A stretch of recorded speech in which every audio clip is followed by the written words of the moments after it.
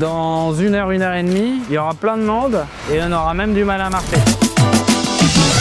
Là, c'est un petit peu l'heure de pointe. Tous les vendeurs viennent dans les différentes boutiques qui sont sur les côtés pour essayer de vendre leurs pierres. Nous, on a une boutique qui est juste là-bas. Et là, on fait une petite pause. Voir des pierres comme ça pendant plusieurs heures, ça peut fatiguer un peu. On a l'impression que c'est un petit peu n'importe quoi en termes d'organisation, mais en fait, ça va. C'est vraiment hyper sécure. Il n'y a personne qui vient essayer de forcer à vendre des pierres, etc. Les gens sont tous bienveillants. Enfin bref, c'est vraiment super. Là, on a un bureau. C'est des femmes chinoises qui vendent des pierres directement en ligne. Elles sont toutes sur leur téléphone. Elles choisissent ces pierres-là et ensuite, elles vont les partager sur WeChat directement à des joailliers qui sont basés en Chine ou sur des grandes plateformes où ils vont retrouver des milliers de pierres différentes.